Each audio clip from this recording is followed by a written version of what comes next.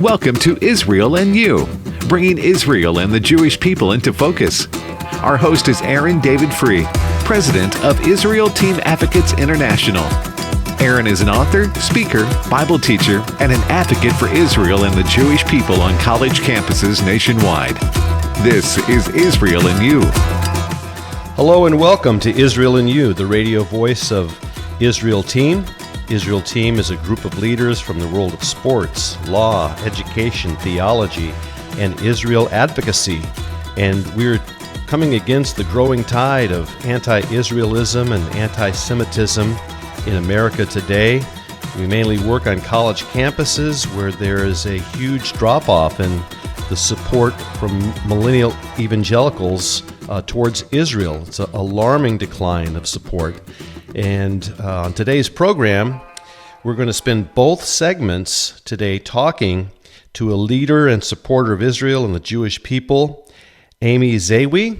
And I met Amy a few months back, right before COVID broke out in the first part of March. I had the privilege of opening in prayer at a White House briefing on anti-Semitism, and then spoke that evening at the Museum of the Bible, and Amy and her team were there, and I got to know the Jerusalem Connection. And Amy is the vice president of the Jerusalem Connection International, and she does a weekly broadcast and podcast. It's called The Red Alert. And Jerusalem Connection is a ministry that advocates for Israel before the U.S. Congress. It confronts anti-Semitism. It champions the regathering of the Jewish people to Israel. Amy has chronicled hundreds of informative podcasts. These are called the Red Alerts, and she's on every Wednesday, and she'll tell you how you can listen in to her podcast. She talks about the growing trends of anti-Semitism across the world, and especially in America. So, Amy, welcome to Israel and You. Hi, Aaron. Thanks so much for having me. It's great to have you on the program today, Amy, and you're a champion. What you guys do at the Jerusalem Connection International, trying to bring an awareness of the regathering of the Jewish people to Israel, the rise of anti-Semitism. And Amy, here in America, there is an exponential rise of hatred towards Jews. And as you've been studying this, you are, very involved in seeing this trend. What do you believe is driving this exponential hatred towards the Jewish people in our generation? Well, that's a good question, and I take it from sort of two different angles. Aaron, I think you would agree with me that there's definitely at the core of it all a spiritual component, a sinister spiritual component. The same spirit of Haman through Hitler is behind everything we see manifested today. But then we can drill past that a little and just see what some of the tools of the enemy are in attacking Jewish people, and how the enemy uses Gentiles or just non-Jewish people to attack. And I think today we'd want to focus on sort of the under 40 crowd, that millennial Gen Z crowd. And I think there's several components to why that age group is so apathetic and tolerant of anti-Semitism in its various forms, and some of them are quite veiled. For example, a lack of education in the public schools, for sure, and probably in private schools as well. There was a recent study that was released that over half of the respondents of folks under 40 didn't, actually 60%, didn't know that 6 million Jews were exterminated in Europe, less than 80 years ago. Can you say that again? That's stunning. 60% of the respondents, and this is in the U.S., Wow. folks under 40, between 18 and 40, did not know the number of Jews exterminated less than 100 years ago. People who are firsthand witnesses, people who are survivors, still exist today. People didn't know that number. They don't know that it's 6 million. They can't even comprehend that number. They don't know it. and over half of those thought it was less than 2 million. So these are alarming statistics that indicate a lack of education in our basic history courses. Um, Over half didn't know or couldn't name a single concentration camp. I mean, I graduated high school in the late 80s, and we knew the names of Auschwitz and Dachau, and we knew about the Warsaw ghettos. It was just part of our history, and it was just part of our basic history courses in our public school systems. And I think that for whatever reason, the curriculums in America are somehow watered down. I've actually seen textbooks that have devoted but a paragraph to the victims of the Holocaust. And in that one paragraph, they'll list Jewish people and then also the other victims, which are important, gypsies, in the infirmed, the mentally disabled, who should not be discounted. They should not be discounted in any way, shape, or form. But by kind of lumping them into one paragraph, it misses the whole point of Hitler's just assault and war on the Jews in particular. And so it's just it's just sort of a revisionist history, and the whole never again mentality that I grew up with, and I grew up in New York. It's not there, and it's sad. It's just very sad, and it's alarming, and our role at our organization is just to keep educating as best we can, and to engage young people in any way we can, which is largely through social media, since that's where they're getting their news and a lot of their information. You know, Amy, we did a man on the street interview about a year ago, and we were on a major evangelical college campus, about 10,000 students. We had permission to be on the campus. The student life director welcomed us in to do the interviews, and my daughter, Hannah, who's now a lawyer on Capitol Hill in D.C., working for a federal judge, but she went there with a camera crew, and we had permission to interview students as they were coming by. And so Hannah's first question was, what was the Holocaust? And student by student by student, one after the other, they didn't know what it was. And these were, the student life director told me, these are the cream of the crop evangelical students. I mean, they will know, they will understand. So what was the Holocaust? No one knew. And then the next question was, is Hamas a terrorist organization or a humanitarian organization? And the students said, well, it's a humanitarian organization. The next question, do the Jewish people belong in Israel? And the answer, student after student, was no. This is occupied land. The land does not belong to them, and they need to leave. And I saw the tape. And of course, we couldn't use it because it had the name of the university that we didn't want to bring, a blight against the university. But I realized it wasn't really the university's fault. It was the public school's fault. It was maybe churches have ceased to talk about the rise of anti-Semitism. Would you agree with that? Or?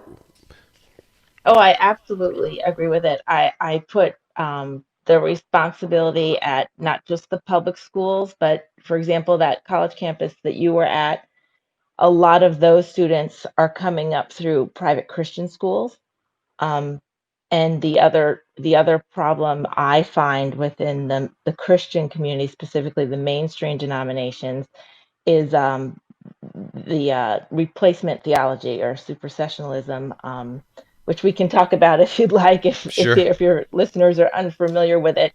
But the church actively teaching from the pulpit that Israel and the Jews of ancient times are not related to those of today, and that they were discounted and removed from God's plan at the cross, which is completely a false theology.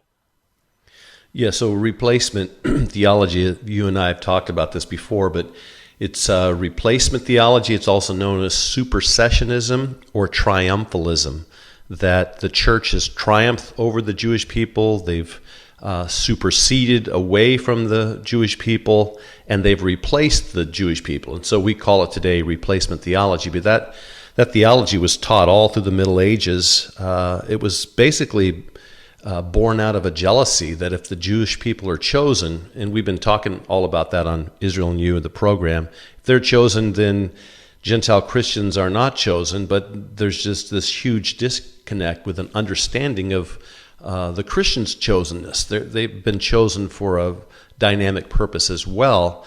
And so, but replacement theology grew all through the Middle Ages, and it was in Nazi Germany. The churches were teaching that 100 years prior to Hitler. So Hitler really gave the church what they were wanting, and that theology died after the Holocaust, but it's come back, full strength today in evangelicalism.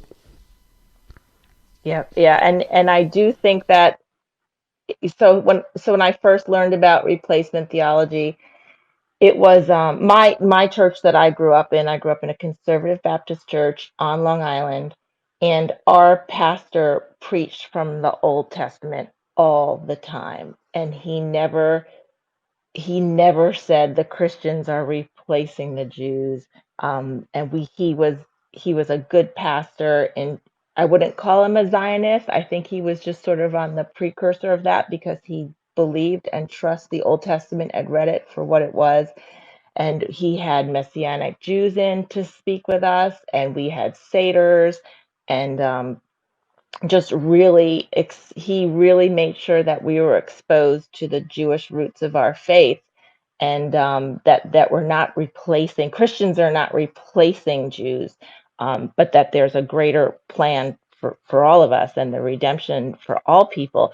But in the idea of replacement theology, what I think has happened to the congregants who absorb that theology is they think because Christians replace Jews, it minimizes their humanity. It minimizes just their personhood, so that when the Holocaust happened, it is why so many people who called themselves Christians in Europe could turn their eyes away from the what was happening under their noses. And I think it's why even in places like New York City and New Jersey today, where there's a huge persecution of the Jewish community at crazy rates that the media does not address, people just shrug their shoulders. The neighbors just shrug their shoulders, and it's very scary. And I pray about this a lot, and I report about this a lot. I just read a statistic that regarding Holocaust denial,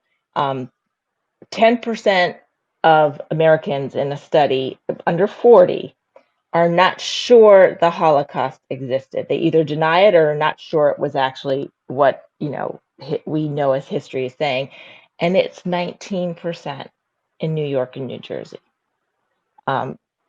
Could you imagine, Aaron, if 10 to 20% of Americans said, "Hey, slavery never existed in America. We didn't have a systemic racial segregation and discriminatory policy in America 160 years ago." Could you imagine what the backlash would be if anybody said that? And yet people can say that a historical event that we have oodles of documentation for, newsreels, photographic evidence, bureaucratic record keeping, as well as firsthand eyewitnesses, many of whom are alive today, even though they're quite elderly now. And people kind of shrug their shoulders and say, well, that's their opinion that they didn't think it exists. Oh, they're just ill-informed that they didn't think it was an event. Amy, on the other side of the break, I want to ask you about why you think millennial evangelicals are buying into this position of anti-Israelism. We're going to talk about how the social justice movement and identity politics are shaping this new anti-Israel ideology on college campuses and within the younger generation. And we're going to be right back in just a few minutes with Amy Zewe.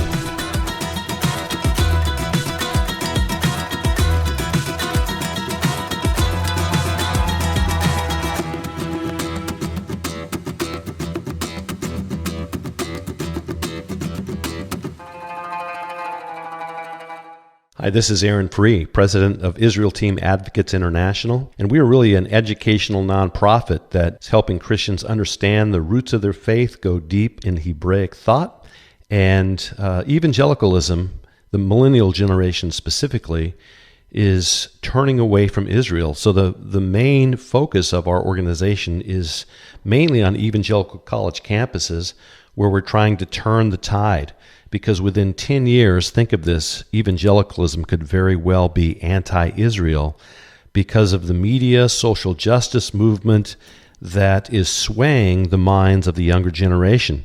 And so one evangelical campus I was recently on, the professor told me they brought in a speaker from Israel to talk about the Jewish people, and there was almost a riot on campus. There was a group on campus known as the Students for Justice of Palestine, and they caused such a ruckus that they had to shut down the chapel service. So these are the things happening out there on evangelical college campuses across America. So what we do is we're building a bridge towards the next generation to help them understand their connection to Israel.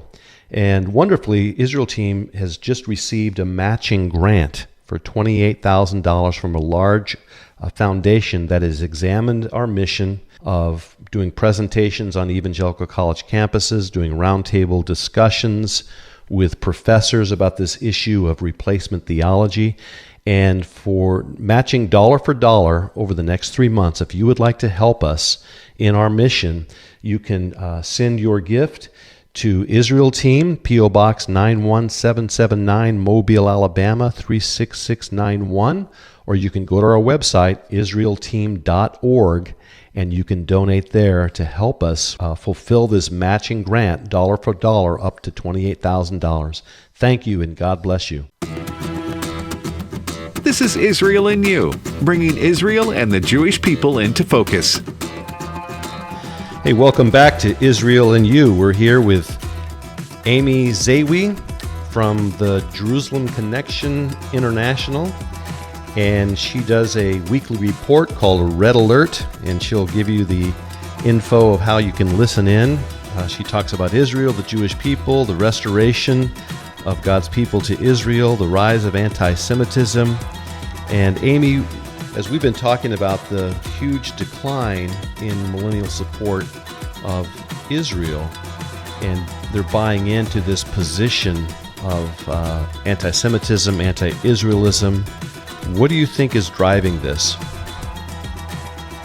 I think that at the core of why the 18 to 40-year-olds or maybe 30-year-olds have this innate ability to be swayed away from support for Israel or the Jewish people is what we just talked about in the last segment, a lack of historical education and also a lack of proper theology and view of Israel, both the ancient Israel and the modern day, that these people have learned from their churches. But in addition to that, in the last, I'd say, 10 to 15 years, we have seen an increase in the drumbeat of attacks against the modern state of Israel. And we see that in the news, and we see that with organizations such as the BDS movement, Boycott, Divest, and Sanction, which is a movement that was funded and initiated by known terrorists to basically spread a PR campaign. So instead of a terrorism in a raw, violent form that we've seen through the intifadas throughout Israel's history and the wars, but to do it through a PR campaign and vilify and demonize the modern state of Israel and anyone who supports it. And that also, by default, demonizes and vilifies just Jewish people no matter where they live, whether they live in Canada or Europe or America. And so that sort of drumbeat of what I call lies against how Israel has been a beacon of democracy and human rights advocacy, the only such beacon in the entire Middle East, all the surrounding nations who are Muslim nations who have a different set of moral standards that we would probably all agree are not helpful to minorities, to women, etc.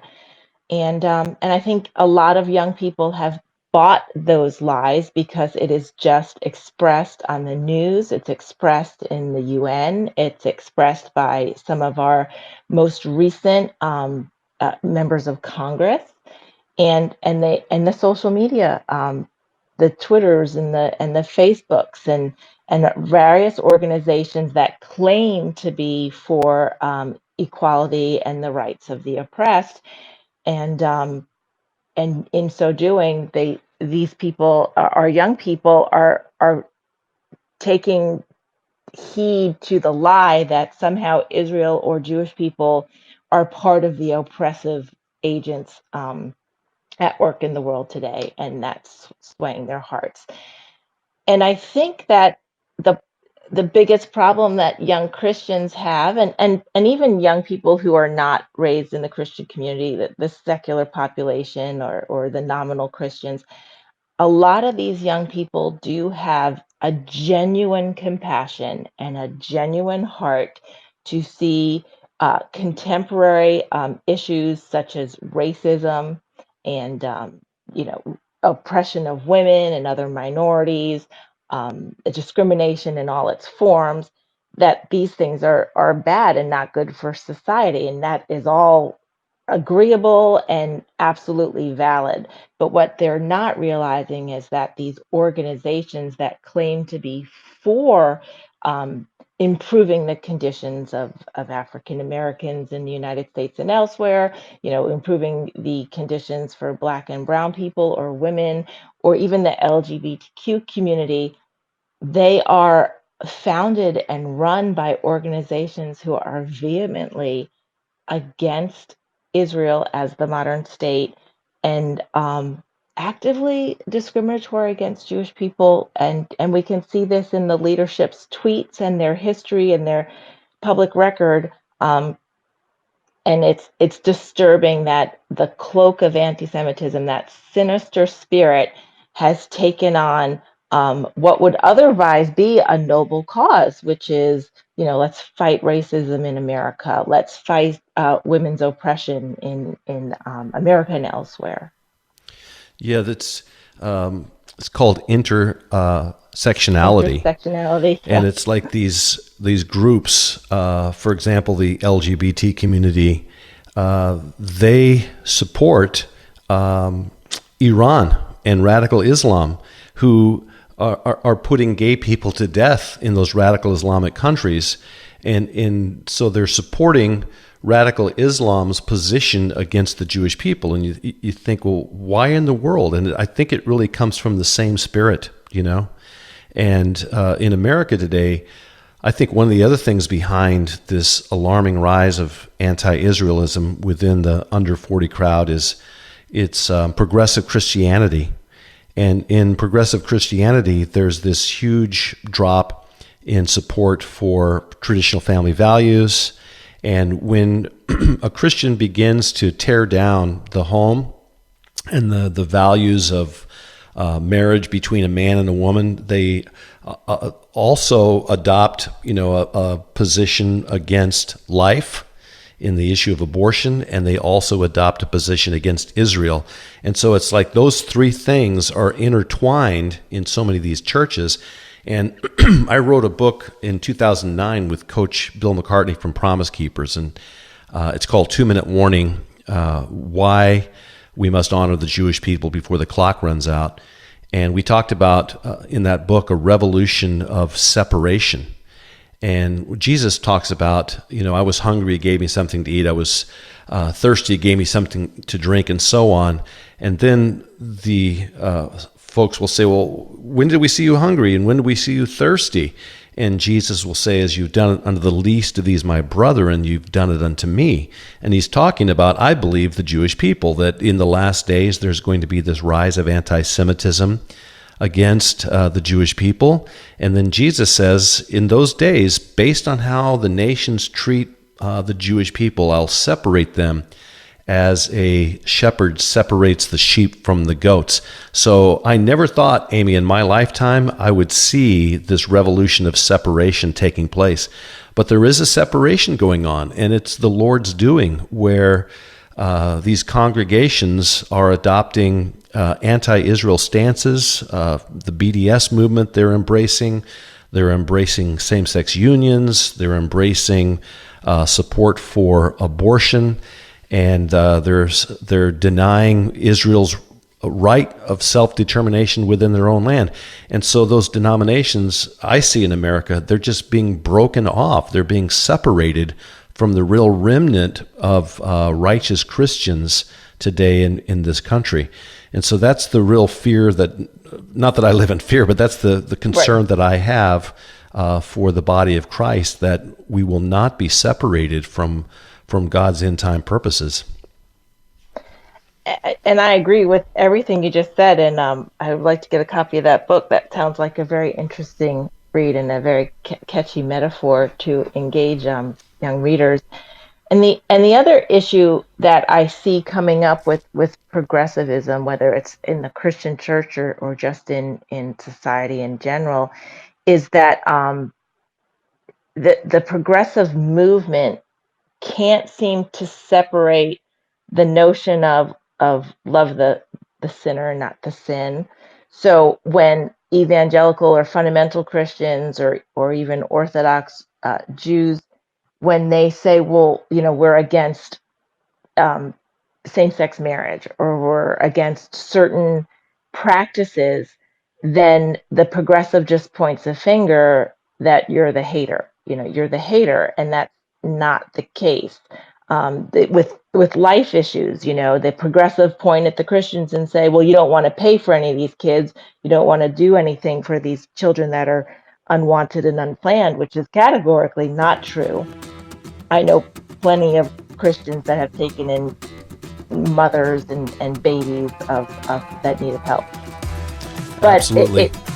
It's a Amy, we're running out of time, but sure, it's so sure. great to have you here with us. And can you give us real quickly your website, how we can Yes. we can listen to your show? So if you want to see our blogs, go to thejerusalemconnection.us, no spaces, thejerusalemconnection.us. You can put your email there and you can get the video feeds every Wednesday.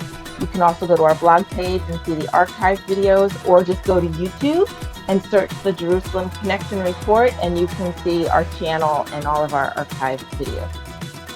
That's great. Amy, thank you so much. Amy from the Jerusalem Connection, thank you so much for being with us today on Israel and You. Thank you for having me. Thank you. God bless. The views and opinions expressed in this broadcast may not necessarily reflect those of the American Family Association or American Family Radio.